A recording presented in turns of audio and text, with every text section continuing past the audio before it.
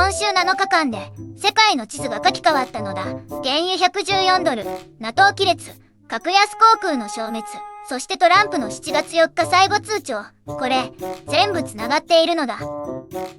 つながっているってどういうことですか？バラバラな事件に見えたんですけど、実は一本の糸があったってことですか？そうなのだ。今週起きた出来事は、トランプが引いた一本の線から派生した連鎖反応だったのだ。今日はその糸を手繰り寄せながら、日本の生活費への影響まで丸ごと解説するのだ。最後に一番驚く話が待っているのだ。まず今週の飛天から確認するのだ。月曜日の朝、トランプ大統領が EU 製の自動車に 25% の関税を課すと正式に宣言したのだ。これだけ聞くと EU の問題に見える。でも実は日本の自動車メーカーも EU 経由で部品を輸入していることがあるのだ。 EU 車に 25% ってかなり大きい数字ですよね。それ、日本の車の値段にも波及するんですか？具体的にどのくらい変わりそうなのか気になります。例えばドイツ製の高級車部品を組み込んだ日本車の場合、関税コストが車1台あたり30万、50万円単位で上がる計算になるのだ。でもトランプが本当に狙っていたのは EU を交渉テーブルに引き戻すための脅しだった可能性が高いのだ。7月4日のアメリカ独立記念日を最後通帳のデッドラインに設定したのは象徴的な演出なのだ。そして同じ週、トランプはもう1枚のカードを切ったのだ。ドイツに駐留していた米軍5000人を撤退させると発表したのだ。これが NATO の亀裂を一気に可視化させたのだ。5000人って大軍じゃないですか。 NATO ってみんなで守り合う同盟のはずなのに、その一角をトランプが自分で壊しているように見えるんですが、それって本当にアメリカの国益になるんですか？鋭いのだ。実は BBC とロイターで報道姿勢が割れていたのだ。 BBC は NATO 崩壊のシグナルと報じた一方、ロイターは交渉戦術として欧州に防衛費増加を迫る計算された行動と分析したのだ。どちらが正しいかはまだわからない。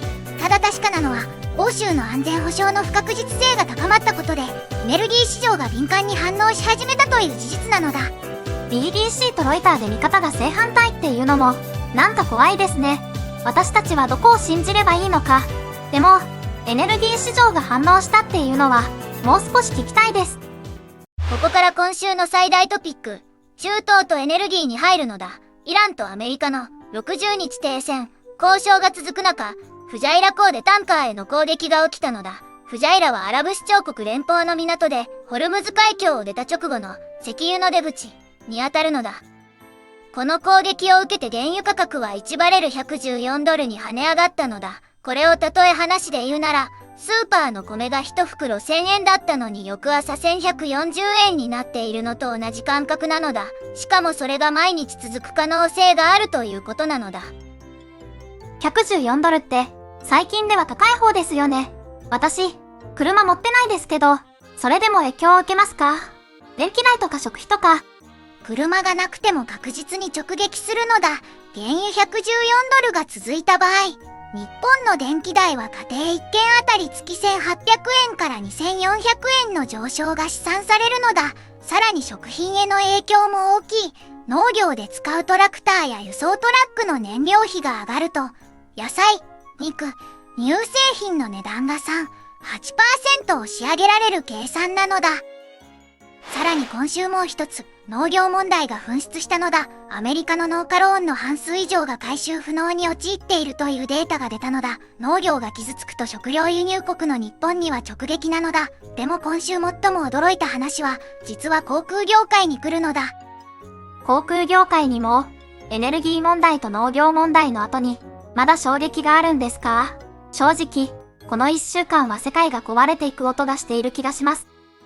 今週、スピリット航空が34年の歴史に幕を下ろしたのだ。燃料費が2年間で約2倍に高騰し、コロナ後の価格競争にも勝てず、ついに全路線を停止したのだ。スピリット航空といえば片道20ドルという超低価格で知られていたのだ。それが消えたのだ。片道20ドルって、日本円で3000円くらいですよね。それが消えた。というのはアメリカ国内旅行をしていた低所得層の人たちには本当に痛い話じゃないですか。航空会社が一つなくなると、残った会社が値上げしますよね。まさにそうなのだ。競合が減ると残った航空会社は価格を上げる。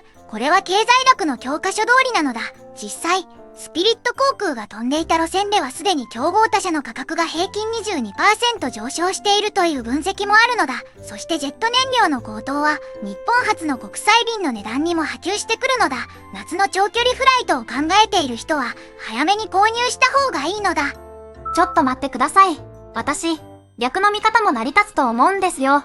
スピリット航空みたいな格安航空は、安くするためにパイロットの給料を削ったり整備を最低限にしたりしてたって聞きます。それが消えたなら、安全性は上がるんじゃないですか。コストと安全の天秤って、どっちを優先すべきだと思いますか？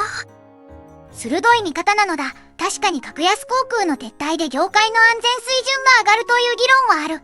ただ問題なのは、低コストで移動できなくなった層が車移動に切り替えることで、自動車事故のリスクが増えるというデータもあるのだ。航空事故より自動車事故の方が統計的にはるかに多いのだ。安全を買うつもりが、別のリスクが増えるというのは皮肉なのだ。さて、今週もう一つ忘れてはいけないニュースが F1 なのだ。マイアミ GP でアルゼンチン人ドライバーのフランコ・コラピントが8位に食い込んだのだ。23歳、今季わずか数戦目での快挙なのだ。なぜこれが重要かというと、F1 における南米の復権という流れの中で、スポンサー収入と中継権の争奪戦が熱くなっているからなのだ。F1 ってそんな経済的な話につながるんですね。コラピントが勝つと、アルゼンチンのスポンサーがお金を出して、それが放映権料を押し上げて、最終的に日本での中継コストにも関係してくるってことですか？その通りという言い方はやめて正直に言うのだ。日本人 F1 ファンにとっての問題は配信サービスの値上がりなのだ。 F1 の放映権は今や中継プラットフォームが高額入札で競い合う状態で、日本の視聴者が払うサブスク料金にじわじわ影響してくるのだ。僕の見立てでは来シーズンまでに日本向け F1 サブスクが 15% 値上がりする可能性が高いのだ。ここで一度今週の流れを整理するのだ。トランプの EU 関税と米軍撤退、欧州安全保障の揺らぎ、エネルギー市場の不安定化、原油114ドル、食費、電気代、航空券の値上がり、格安航空の消滅、さらに F1 まで経済の文脈で読める、全部つながっていたのだ。冒頭で今週の世界は一本の糸でつながっていると言ったのだ。その糸の正体はトランプが作った不確実性なのだ。関税、撤退、最後通帳、どれも単独では一つのニュースだが、市場と各国政府が同時にそれに反応することで、エネルギーから食料、航空から娯楽まで連鎖が生まれたのだ。来週、最初に確認すべき指標を一つ教えるのだ。ブレント原油の週次終値なのだ。110ドルを下回れば市場は停戦の高級化を信じていることになる。逆に115ドルを超えてくれば、イランとの交渉が破綻に向かっているサインなのだ。この数字一つを毎週月曜日に見るだけで、世界の体温がわかるのだ。原油価格を週次でチェックするって、意外と簡単にできそうですね。あと私が今週一番ショックだったのはノーカローンの問題です。日本の食卓への影響って、来週以降どう展開していくと思いますか？正直に言うのだ。農業債務危機は今週出た数字の中で最も時限爆弾に近い問題だと思うのだ。アメリカの農家がローンを返せなくなると、農地が投資ファンドに買収される。ファンドは利益最大化のために作物の種類を変え、日本が輸入しやすい穀物より高付加価値作物に切り替える。結果、3年後に日本が買える小麦やトウモロコシが値上がりするという流れなのだ。あなたはどう思うのだ？コメント欄で心配か大丈夫か一言だけ教えてほしいのだ。来週は農業債務危機の続報とイラン交渉の進展を追うのだ。気になった人はチャンネル登録と高評価よろしくなのだ。また明日なのだ。